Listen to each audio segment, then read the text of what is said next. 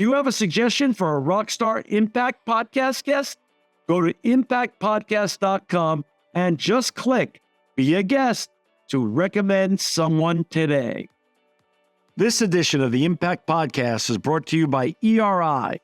ERI has a mission to protect people, the planet, and your privacy, and is the largest fully integrated IT and electronics asset disposition provider and cybersecurity-focused hardware destruction company in the United States, and maybe even the world. For more information on how ERI can help your business properly dispose of outdated electronic hardware devices, please visit eridirect.com. This episode of the Impact Podcast is brought to you by Closed Loop Partners. Closed Loop Partners is a leading circular economy investor in the United States with an extensive network of Fortune 500 corporate investors, family offices, institutional investors, industry experts, and impact partners. Closed Loop's platform spans the arc of capital from venture capital to private equity, bridging gaps and fostering synergies to scale the circular economy.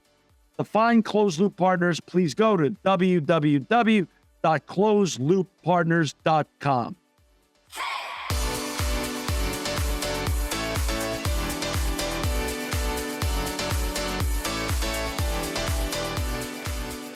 Welcome to another edition of the Impact Podcast. I'm John Shigeri. This is a special double, 2-for-1 edition of the Impact Podcast. We've got Steve Kosowski with us and Alex Pawlowski with us. Steve is the manager of long-range planning and strategy, and Alex is the regulatory strategy specialist for Kia. And to find them and their colleagues, you can go to www.kia.com. Welcome, Steve and Alex, to the Impact Podcast. Thank you, John. We're really glad to be here. Thanks for the opportunity. Well, this is truly a pleasure for me to have such two subject matter experts talking about some of the most important topics that we face today with one of the greatest and most important, iconic automobile brands in the world. So truly an honor to have you both on. And before we get talking about all the great things you guys are doing at Kia with your colleagues, can you share a little bit about your background? Steve, can you share a little bit about where you grew up and how you got on this journey? Then I'm going to turn it over to Alex to do the same. Right. Thanks, John. So I'm from Chicago originally. I was into cars since I was just a little boy, reading car magazines, going to the car shows, making car models since I was my earliest days. So there was a innate fascination there.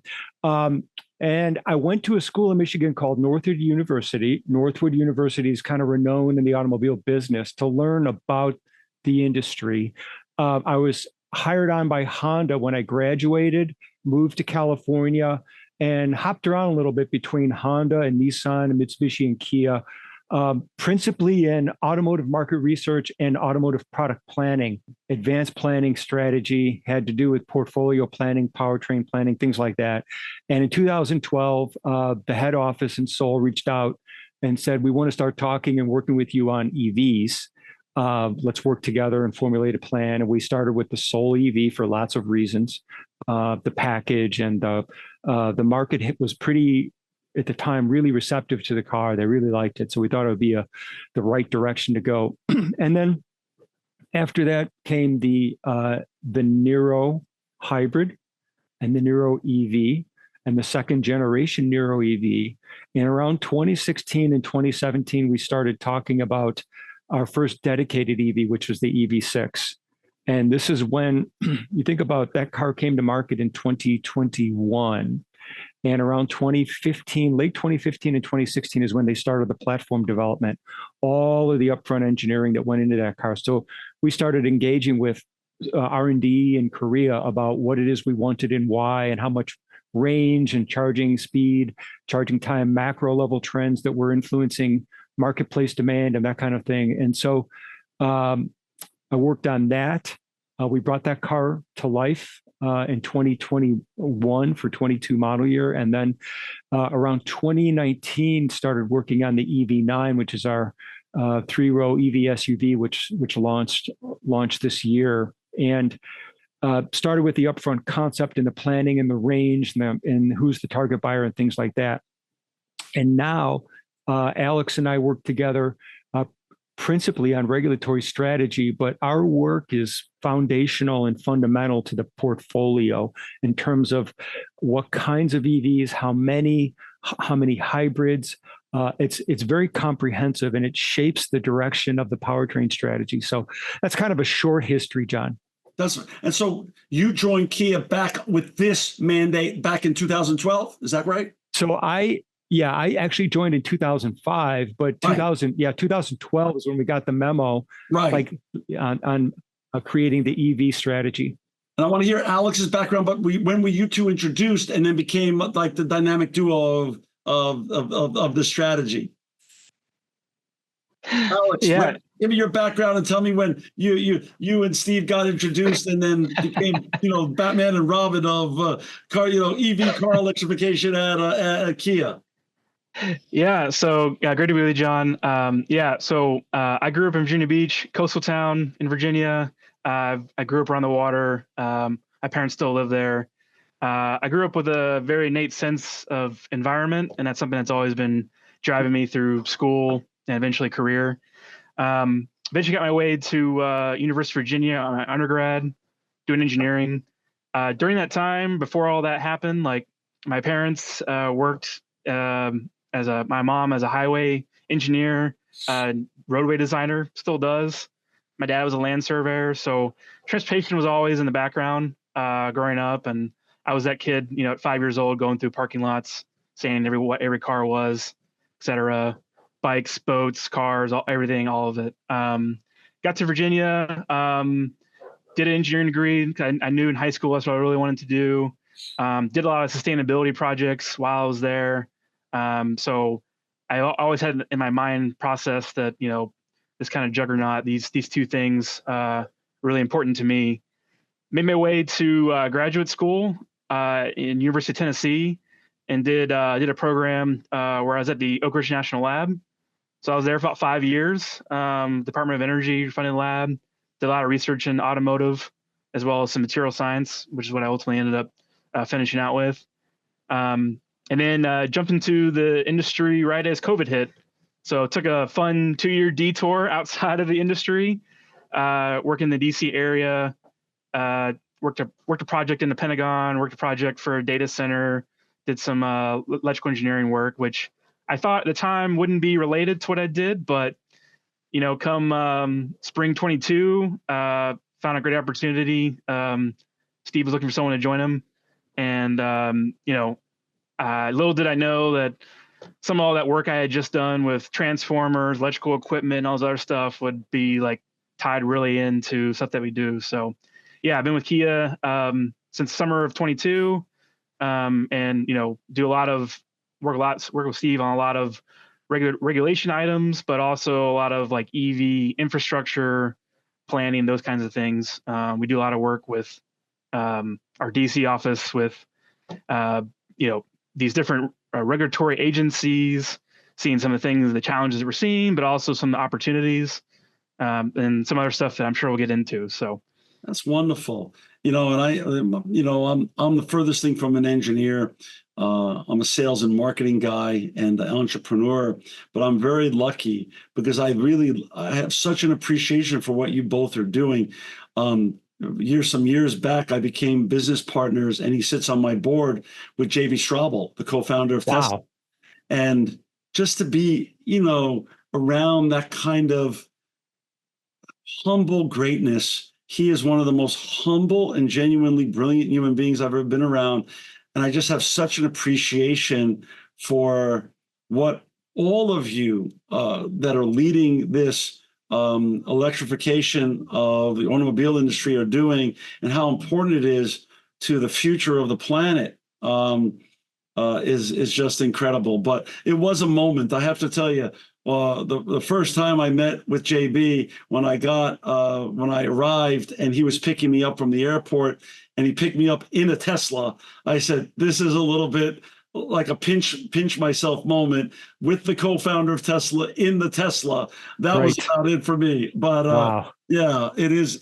And it's he's a special human being, and what you guys are doing is special. So this episode is really important. And as most of my listeners and viewers know, the Koo family are my business partners and investors since 2008 from South Korea.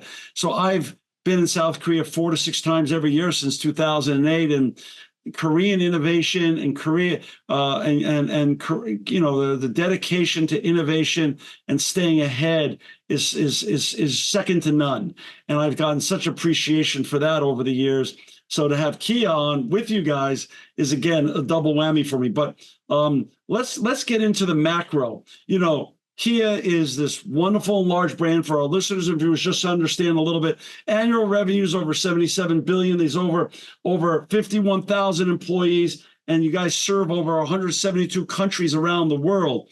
Talk a little bit about your macro electrification goals and what your EV lineup looks like today in 2024. Great. Well, John, I think one important backdrop is the thrust from leadership to decarbonize the machine that makes the machine and decarbonize the products that we offer for lots of reasons.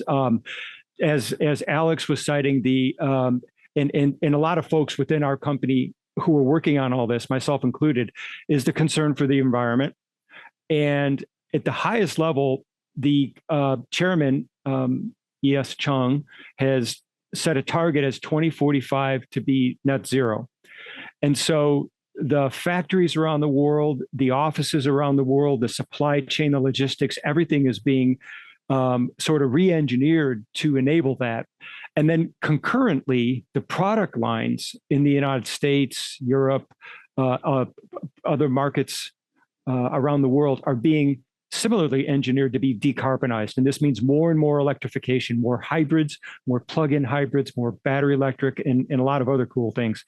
And so, as Alex noted, we're sort of at the tip of the spear of that, right? The U.S. market is maybe the most important market for Kia at the moment.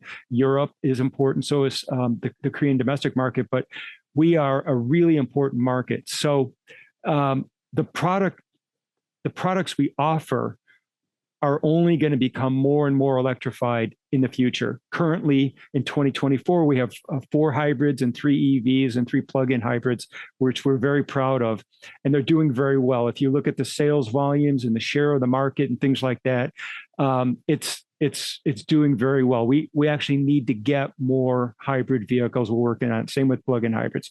So at the moment, you can get a Niro hybrid for about $26,900, 53 miles per gallon, lots of utility, looks great, lots of tech, really refined and quiet. We have a Sportage hybrid. We have and that's, I think, $28,000. We have a Sorento hybrid for $38,000, right? So the attainable hybrids in the Kia lineup are compelling, to say the least.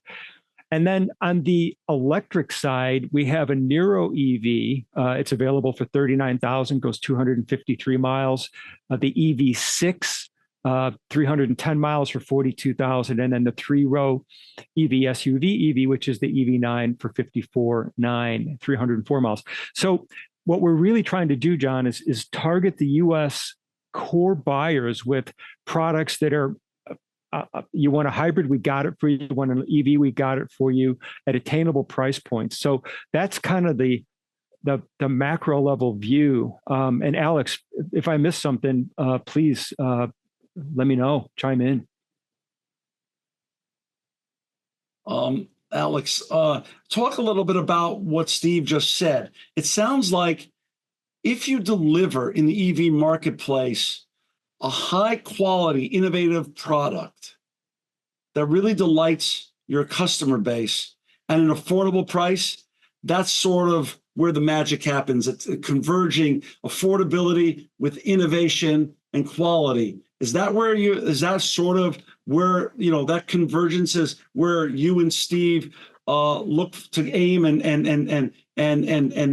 get your Kia cars and automobiles too? Yeah, absolutely. I mean, I think the past 10 years, people in the U.S. have gotten to really know the Kia brand on this kind of, a surgent, path, as, both delivering at the price points that, customers are looking for in the market while having, great quality and great features.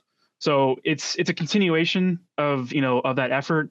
And, since our rebrand in 2020, just further, aspects of doing that and really delivering for customers. So, Steve touched on our current markets.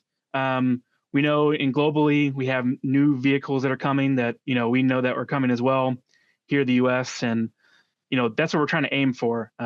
So Steve touched on EV6, EV9, our next generation that has started sale in Korea market and in Europe, EV3. That's a, affordable crossover targeting 35,000 MSRP, delivering over 300 miles of range.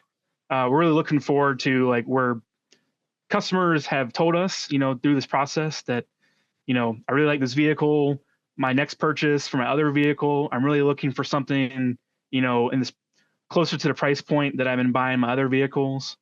We're Kia. We're really trying to help, eat away at that green premium that's been here in the past, and we're doing that with both really nice expressive designs, interiors, et cetera, that go to our customer, but also looking at how can we leverage some of the advancements that we're doing now and kind of carry those forward to help keep getting down the price ladder for our customers. Couple of questions. Since you operate in so many countries, where do you test?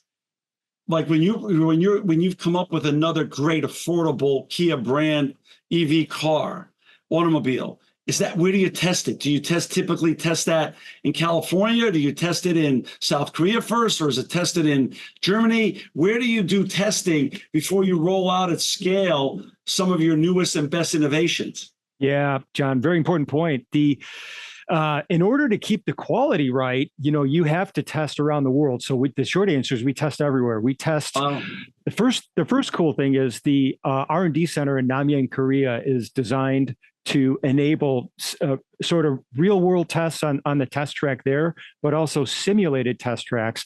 And they have hot and cold chambers. It's been cool to go over there and see.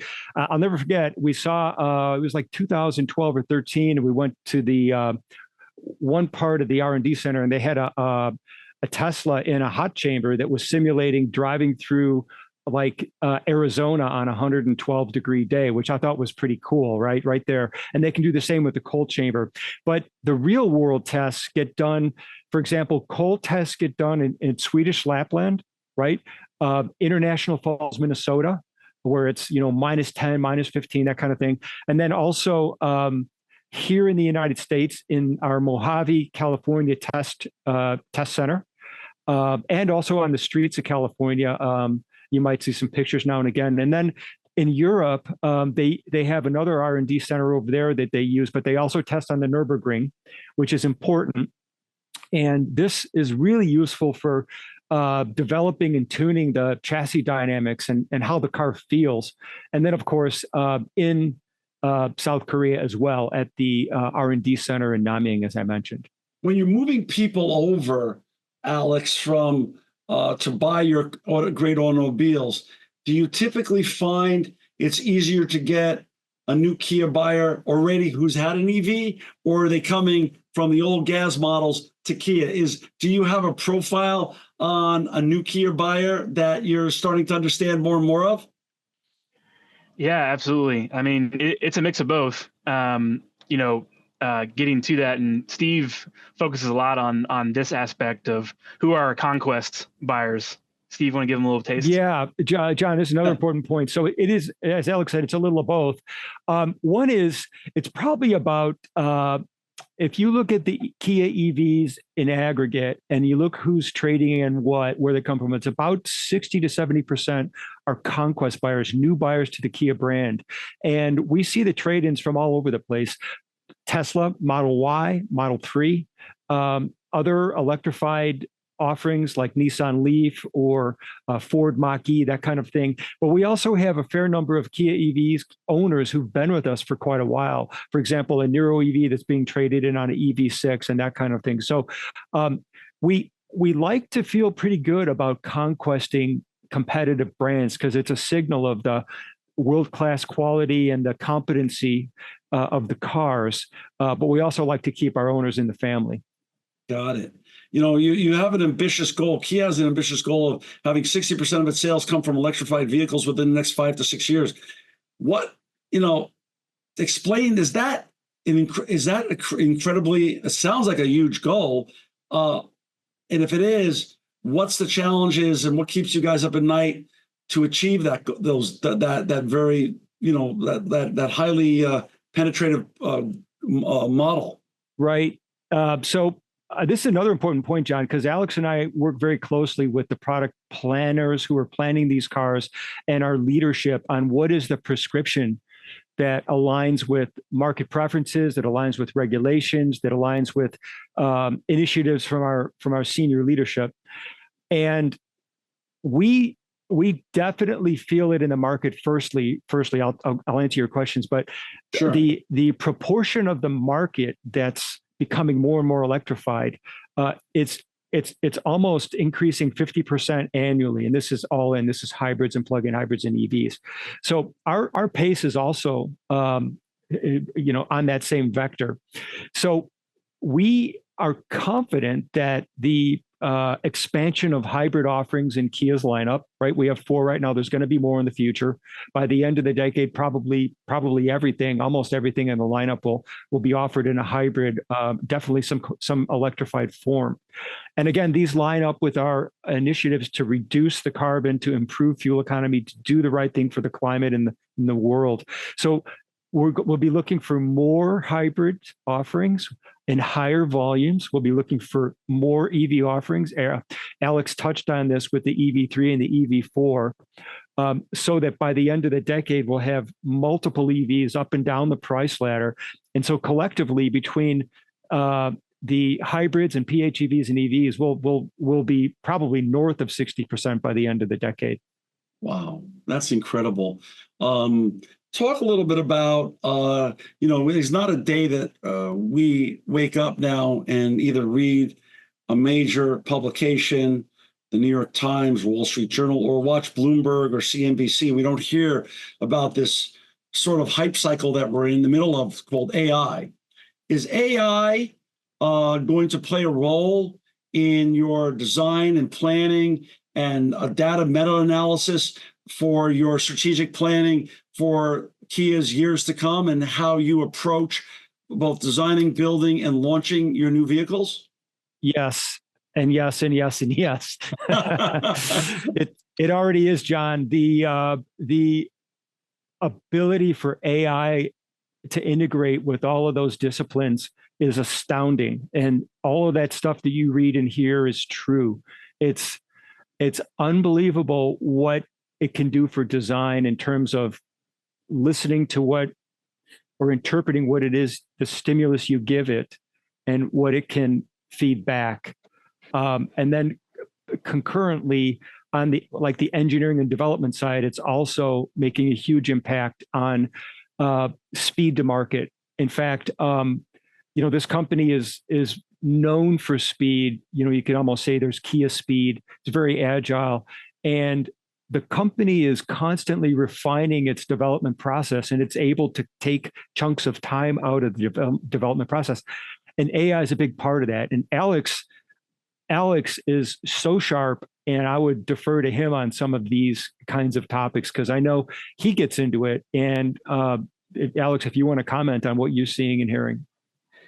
Yeah, I also will take it a different way. One of the other things too is that AI is also adding a lot of data centers.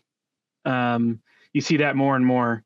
And so one of the challenges that we have in electrification is when it comes to the doorstep of adding infrastructure and charging, we're also a little bit in competition with those data centers of getting both access to the grid as well as transformers. So it's both an asset, and that's going to help a lot of things get better.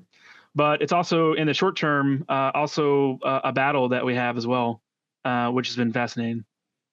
Got it. If since you're our resident AI expert on this interview, Alex, give us a little bit of where we are.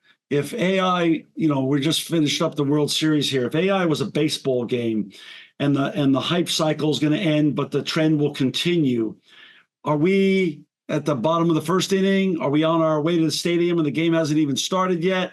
Or are we in the top of the fifth? Where are we in this AI generation? And do people even know how much, what's in store and how many benefits that we'll be able to derive from this AI generation? Yeah, I think somewhere top of fourth, top of the fifth. I think Wow. I think we've had a couple of small cycles of a lot of hype, then kind of a little bit disillusioned, and then we kind of hit the next threshold. I think one of the biggest things is we're also thinking a lot about, in terms of Kia, about not only how we're doing a process, but also can we have that offering for customers. Launched in the, as I mentioned earlier, ED3, launched in Korea and Europe market. That vehicle is actually our first application of a ChatGPT based audio command. So again, Kia's had kind of an audio assistant for probably over 10 years in our products that we have offered. But now we're looking at how do we make that communication pattern more natural, less menu focused of how you send a command, but actually have a conversation with your car, and the car provides you answer, maybe access menus, etc., that are deep in how we normally would cluster things. We're really seeing that opportunity to provide it to customers, but also do it in such a way that it's not overwhelming or too far ahead of what our customers are looking for. Like with any hype cycle, we definitely have some moments where, is that really the best use of AI? Does that, is it AI just to be AI? And so we're focused a lot on, our customer experience of, what could customers benefit from? We're kind of always, like any innovative company, we're always toying with that, providing something that a customer could find use of, but isn't asking for. Right. Versus, sticking to what are our customers looking for? How can we best, respond? And this is no derogation on any automobile company, but I've been in automobiles that I've owned even myself that sometimes seem over-engineered for what it needs to do. And sometimes the over-engineering can frustrate the client, who's a little bit overwhelmed with everything that's going on and maybe not ready, my age group, 62, not ready to take advantage of all those great things. Talk about AI, though. You make a great point, Alex. AI, forward-facing for client benefit and use for things that they're excited about, but also AI for helping design and build and strategically plan out how you do things inside operationally. Where is it being leveraged more, or is it sort of a toggle and a tie and back and forth high wire act that you and Steve get to manage? Yeah, I think a lot of things that Steve and I see a lot of is probably more on the customer facing side. Understood. As you start to think about, like, how customers could have a great use for it. Yeah. I think internally, a lot of it is kind of now in the investigation phase of we have a lot of processes that are already automated in a lot of ways that sometimes I think gets overlooked by the rush to AI. Is that there's a lot of things that you wouldn't really say call AI, but already are doing a lot of process improvements, et cetera, to do. So it is definitely a push and pull on that. I would say in terms of manufacturing and other items, I think we're still in that kind of like testing phase of, what gives us a real process improvement over some of our already highly developed ways of doing things. That makes sense. Steve, I want to go back to what you were talking about in terms of launches and how launches are done on a cross-continental basis, because they have to be testing and launches, US, South Korea, parts of Europe. Talk a little bit about the challenges of launching new products and services in a world where regulations are only increasing and unfortunately are not yet harmonized, which would benefit not only Kia, but other great iconic brands like Kia. So people get out of the having to serve the regulator business and stay in the innovation and serving their client bases. How do you balance the harmonization or lack thereof right now, the patchwork quilt of regulations, and the goals of serving your clients with a consistent and steady, innovative and great product that you always strive to do? Yeah, John, that's maybe, I think if you had some of the R&D chiefs on the call, that might be one of their biggest frustrations, because as you said earlier in our conversation, we serve 172 countries, which is multiple regulations, multiple different kinds of tax regimes, fuel, safety, and on and on and on, currency. And so it is extraordinarily complex from the head office in Korea to manage this. And Alex and I we've been in some conferences talking about this. Imagine being the CEO of a company like Kia, where you're serving 172 different countries. You got to deal with labor, currency, supply, lots of disruptions around the world, navigate through COVID, and on and on and on. It's not easy. And if I can make one point here, this is an interesting perspective that we talk about in product planning. Is it isn't easy, but it's the love and fascination with cars, and it's the intent to make a difference, for the climate and our customers, that in many instances gives you the tailwind to stay here late, work hard, get stuff done, and be passionate about an argument you need for something.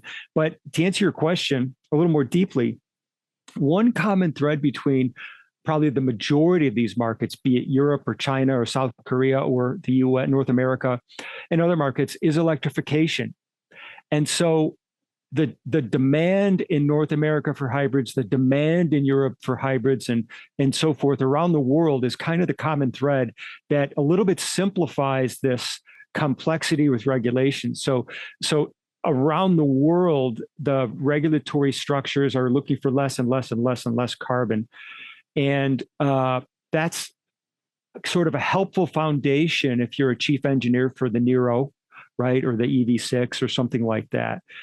And then one more point, and then I'll shut up. Is the the technology that goes in the cars, right? So Kia is very proud to have class-leading, cutting-edge motor design and inverter design all in-house.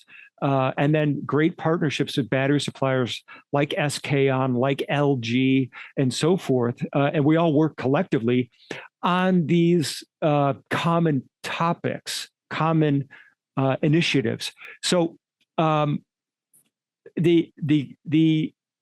one thing when you're in Korea, and maybe again as an R&D chief, is you're looking to simplify. Do we really need gasoline, hybrid, plug-in hybrid, EV, maybe diesels, right? And so you start to look at, well, we can get away with more hybrids and less of this and that kind of thing. So it really all comes down to, look, you all have the same end goal. By 2030, you're going to be selling 60 or 70% or more of your fleet as electrified. Let's all focus on that. Forget about some of the other products and that kind of thing. And one example of that is we used to sell the Rio in the United States, but we don't anymore.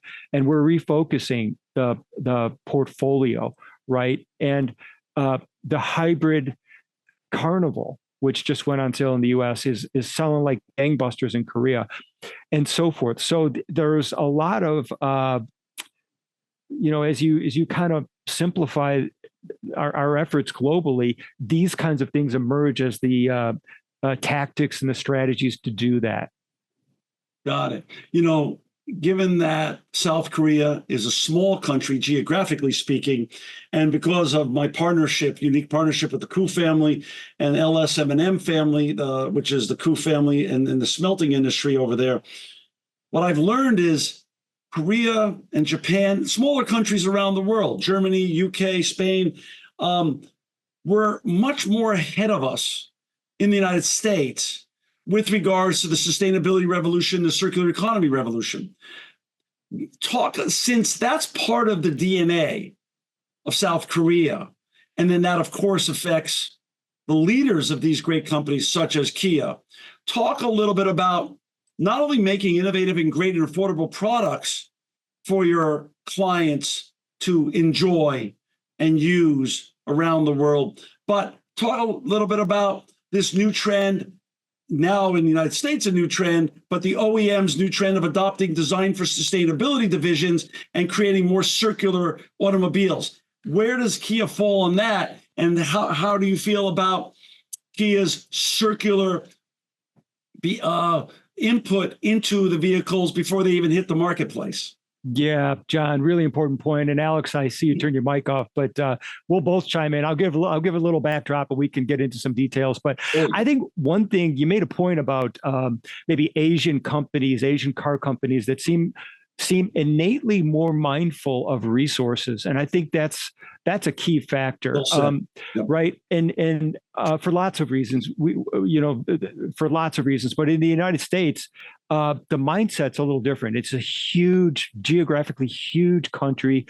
We like to think we're resource rich, and we are. We have lots and lots and lots to draw from.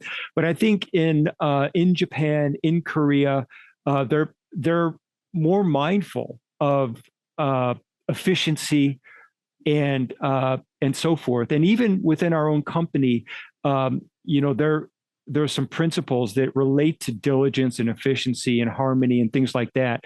So it almost feels like from the very beginning, the origin of the country, this has been on the front burner for us, and that kind of thing. But Alex, do you want to comment a little more? Yeah, I was going to say, in 2020, we signed Kia globally signed a memorandum with Ocean Cleanup, a thing that I personally really invested in, really enjoy, and that's starting to bear fruit. That program launched by a kid with a dream in Netherlands, and has expanded now to a very large company doing a lot of important work at a lot of different sites, including even here in California. And I spoke of EV3. One of the exciting parts of that partnership now, 4 years later, is now we're starting to look at how do some of those plastics come out that that company is actively removing from the ocean. How can that be reused and recycled into a product that Kia sells? And so that's something that's working very heavily on. Recently announced a floor mat related to that source. And there's also some cool sustainability features that vehicle is showing, as well as other vehicles that we already have on sale here in the U.S. on, increased recycled content, providing the backup of, where does it actually come from, providing that kind of background information. And, one of the cool features that journalists in Europe are finding with the EV3 is that there are now little QR codes in different parts of the car where you can learn more about, what was the source of where those come from. Yeah, that's awesome. So the transparency that Kia gives is on the cutting edge, like I said. That's right. For our listeners and viewers who've just joined us, we've got Steve Kosowski with us and Alex Pawlowski with us today from Kia. To find them and all the great work them and their colleagues are doing at Kia, please go to www.kia.com. One of the great challenges in the entire electrification ecosystem that affects all EV car manufacturers and the people out there that want to make the world a cooler and better place, but are afraid because of this terminology called range anxiety. Talk a little bit about what Kia is doing in terms of creating and designing and building and creating automobiles that will help allow their clients and potential clients to get over range anxiety, including the important topic of high-speed chargers, which just doesn't seem like yet the infrastructure has caught up with the demand. Where does Kia play a role in both of those issues to help overcome the challenge and the worry of range anxiety?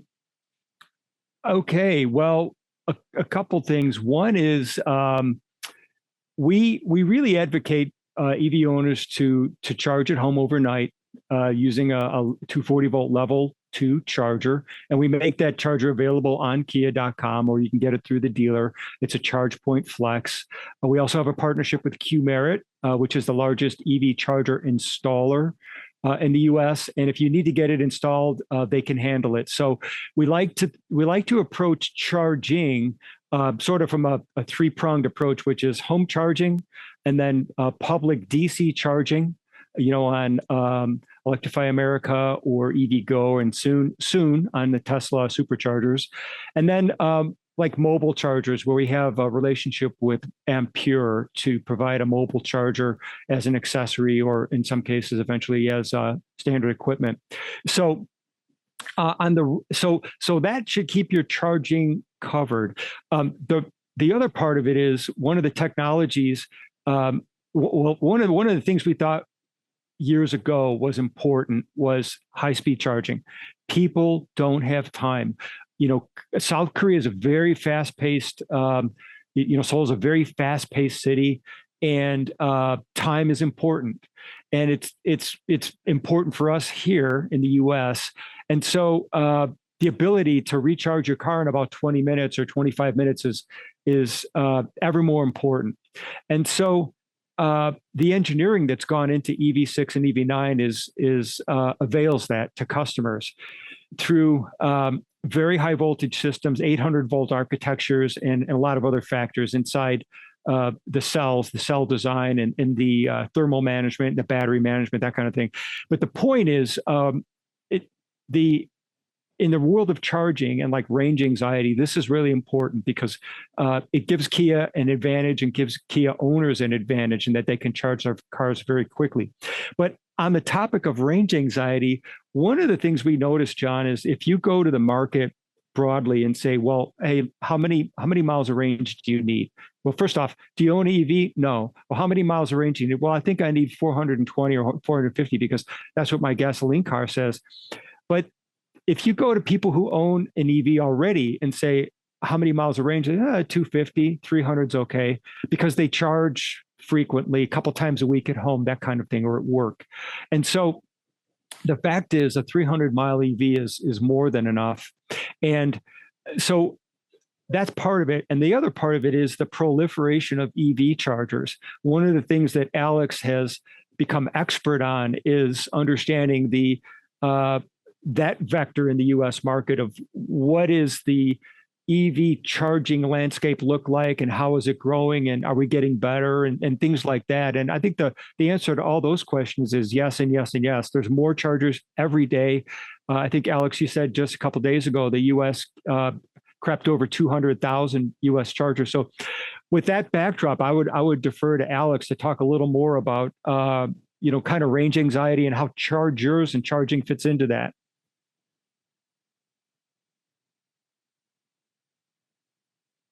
You want to talk on that, Alex? Yeah. So, for us, one thing I like to think about is for new customers, the range anxiety question is still something that we hear a lot of. What we see is kind of, he's mentioned, is it kind of has started to transform to charger anxiety. So will it work? My experience is there, especially if you're a new customer. I've heard of these stories. I haven't done it myself yet, et cetera. But we've seen that a lot of progress has been made, even in the last 2 years, related to that. So what's happening? So one, you have a federal, bipartisan infrastructure law created the NEVI program, National Electric Vehicle Infrastructure Program. To date, that has states award, federal government gives money. States have awarded what's probably going to be over 4,000 ports so far to date. 20 stations are open today, so a little bit over 115 ports available through the program, and probably another 30 are going to be online by the end of the year. So in construction right now, getting ready to be energized. But what importantly is while NEVI from the state's perspective is relatively maybe a slower rollout than we in the industry are ready to do, what it has done is it's created a lot of bare minimums, like a new level of minimums that are kind of needed. And we've seen the industry respond. So during that time, a lot of private infrastructure has also come in during that time to raise the number to 200,000. And, this is higher speeds, again, something that Kia customers can take advantage of, but also related to reliability. The phrase uptime has become a very big thing in the past 2 years. And so really quantifying a lot of what's going on. And I do have to give a nod to the Joint Office, Energy and Transportation, that got created by the NEVI program. They're doing a lot of work with a lot of the Department of Energy laboratories around the U.S. to get really science down to the problem. What's the most, common issues for chargers? What are some of the ways that that's happening? And what are the ways that we can fix that? And so since then, even though that's starting to just roll out, we've seen a lot of networks really pick up the pace. And one thing that we did last year was Kia. We invested in Iona with 7 other OEMs, and that has a goal of getting to many chargers by 2030. And they're actually starting work, getting ready to energize here in a couple of weeks. A Chargery, one of their places to fill up and charge in Apex, North Carolina, and really excited about that. It's also bringing in a lot of manufacturers that have had European experience, where Europe is further ahead and having a lot of charging. So we've seen companies like Alpatronic now set up in North Carolina and started to produce chargers. And so we're really excited about a lot of new entrants are coming in that have been there, done that in Europe, and are now raising the game here in the US. Uptime. What is uptime officially? How do you officially define uptime? Yeah, so uptime is essentially how long is a charger available? Okay. Versus when it's not. Understood. And the federal program basically set a minimum of what can you discount from that, but very minimally, how is this available? And so there are a lot of great organizations out there. We reference a lot LA-based Charger Help. They had a really great report this year of showing that some charger companies haven't been living up to the high standard that we want to see. But even while in that same report, they've also seen that the progress has been made in doing so. Well, if you don't know this answer, that's absolutely fine. But I'm fascinated by this. Approximately how many EV chargers are there now in the United States, and how is that slated to grow? What's that hockey stick look like, and that delta look like the next 5 years? Yeah. So as Steve said, U.S. hit the 200,000 mark last week. Wow. Okay. And National Renewable Energy Lab put together a report for what's going to be needed by 2030, and it's going to get to 1 million chargers to be able to support that. So we'll go up about 5 times in the next 5 years. That's right. That's and awesome. we have some belief that can happen. We've seen since 21, 22, that number basically double in that time process.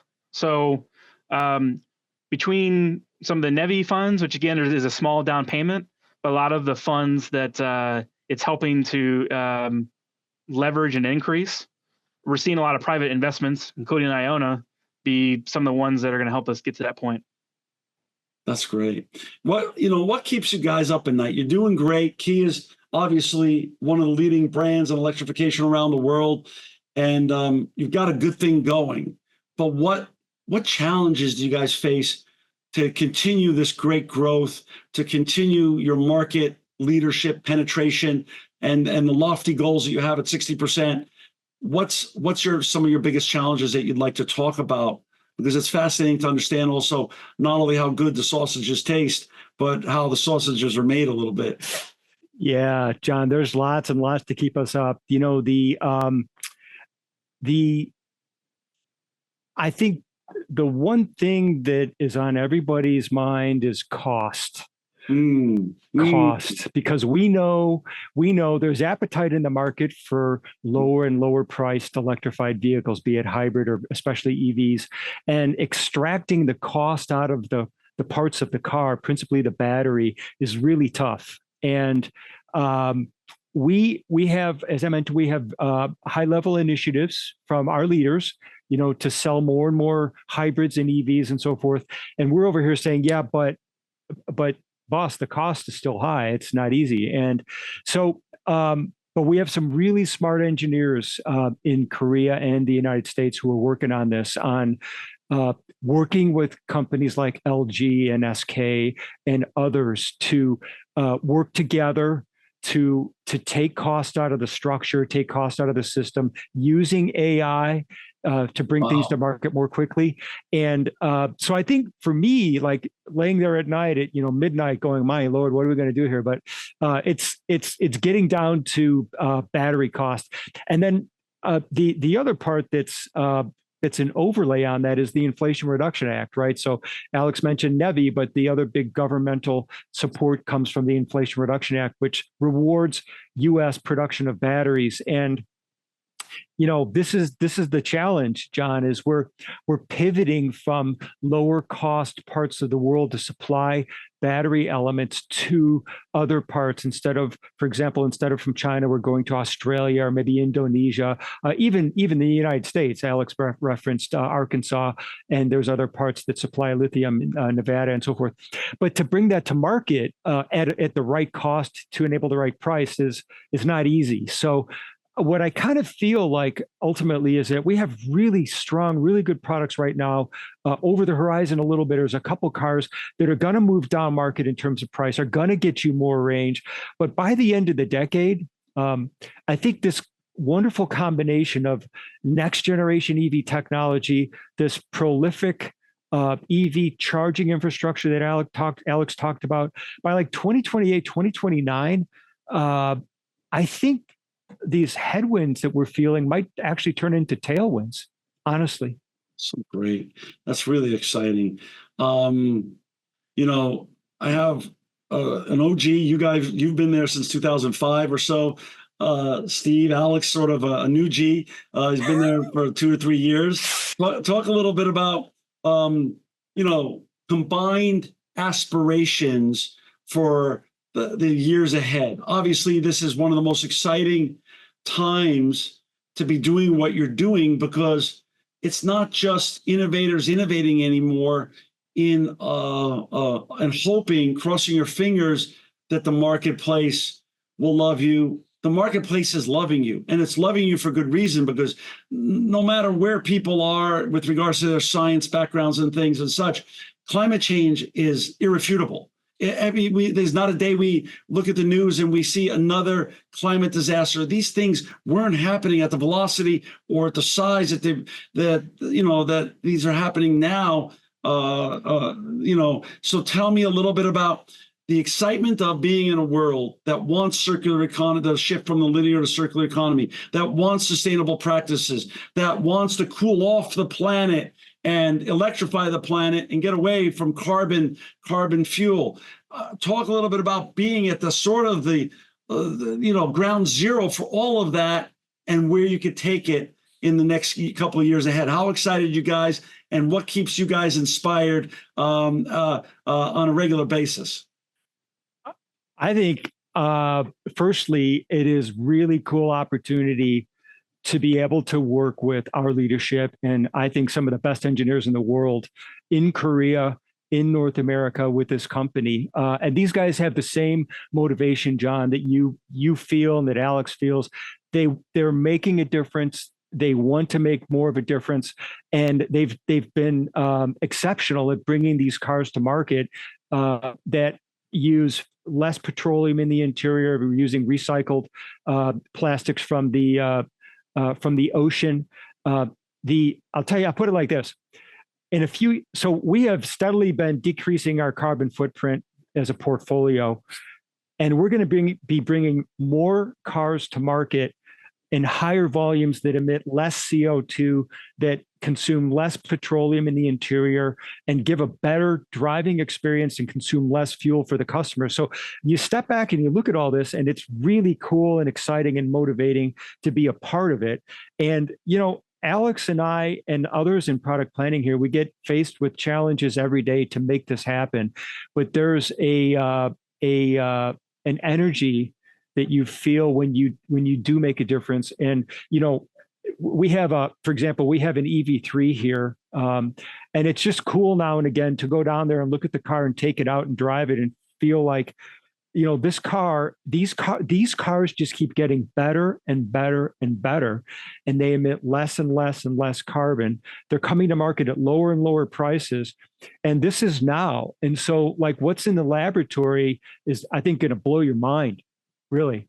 And Alex, yeah, it's cool. And Alex, so I don't know how you feel about it, but yeah, I mean, for me, simply, it's what I always wanted to do. So it's every day I wake up. It's fun. As an engineer background, I always love the challenges. So it's never a problem for me. The biggest part that I enjoy the most is, some of the work we get to see taken out of laboratory now starting to see as a feature. At CES, we showed Connected Home, a Kia Home. So we showed kind of the process that some of the work we've been working on having bidirectional energy come from the vehicles as part of this, kind of home kind of fit. And we're really close to launching it with EV9, this vehicle to home feature, working with a partner called Wallbox based in Barcelona. And we've done a couple of demonstrations with it. It's at a conference recently where we showed another thing of it. But, in February, Secretary Granholm came to visit a site that we're a part of here in Southern California. And it was great to show the feature and a lot of the functionality that can do. And we're going to soon get that in customers' hands. And they're going to really kind of start to realize and see, like, my EV becomes part of my life, part of my house. And some cool features between, saving for blackouts in those scenarios, during the most recent hurricanes in Florida and North Carolina, we've seen our Kia customers use the feature we have available today, vehicle to load, and keep refrigerators running for, 4 to 5 days, until their power gets restored. And so, we've seen that early return already on saying, hey, this feature, which launched with EV6 and EV9 and Nero EV of having vehicle to load, we've seen customers, even in that, relatively lower end use, still find a lot of great value out of it. And so it's a nice, like, kind of reinforcing factor of, this is why it's so important. We want to offer this to more people. Really, the automobile goes from just a strictly transportation purpose to a really cross-collateralized purpose in terms of a home feature for all sorts of things, such as the recent tragedies and hurricanes and things like that, as a backup, so they could have good, legitimate, good food and shelter to help them get through that crisis. That's right. Ah, that's amazing. For a layman like me, just walk me through quickly. What if I drive my Kia all day and all night, and now it's almost at zero on the battery, and I drive home and I have a high, one of the highest fast charging systems. How long does it take to charge a full battery charge for one of your newer vehicles? Yeah. So let's say at home you have like a 40 amp capable charger. Okay. It'd probably take you about 9 hours or so if you're like fully like dead in one of our big vehicles. Right. And then overnight. Yeah. And then how about when I'm on the road and it has more amp possibilities? Yeah, that's right. So that's one thing we really pride ourselves in. EV6, 10 to 80 in 18 minutes. So there and back. Basically, by the time that you get done with, going in the convenience store, getting something, kids and everything else, come back out, done. Car's done and ready to go. EV9 is like similarly 10 to 80 in 24 minutes with a larger battery pack. So that's something that we really excited about. That's awesome. Well, guys, it's just such a joy and honor to have both of you on the show and to highlight all the great innovation and affordable automobile products that Kia exists and has in the EV marketplace. To find Steve and to find Alex and their colleagues and all the great products they're making in the EV world, please go to www.kia.com, KIA.com. Hey guys, it's not only an honor to have you both on because you're both just great at what you do and you're making the world a better place on a regular basis, but it's really an honor because you are, with your colleagues, making the world a cooler, better, more sustainable place. And that's what I'm so grateful for. Thank you for your service. Thank you for your great work. And then thank you for your time today on the Impact Podcast. You're welcome, John. Thanks for the opportunity. Really enjoyed the discussion, and I look forward to maybe talking again if you wish. That's right. It's great. This edition of the Impact Podcast is brought to you by Engage. Engage is a digital booking platform revolutionizing the talent booking industry. With thousands of athletes, celebrities, entrepreneurs, and business leaders, Engage is the go-to spot for booking talent, for speeches, custom experiences, live streams, and much more. For more information on Engage or to book talent today, visit letsengage.com. This edition of the Impact Podcast is brought to you by ERI. ERI has a mission to protect people, the planet, and your privacy, and is the largest fully integrated IT and electronics asset disposition provider and cybersecurity-focused hardware destruction company in the United States, and maybe even the world. For more information on how ERI can help your business properly dispose of outdated electronic hardware devices, please visit eridirect.com.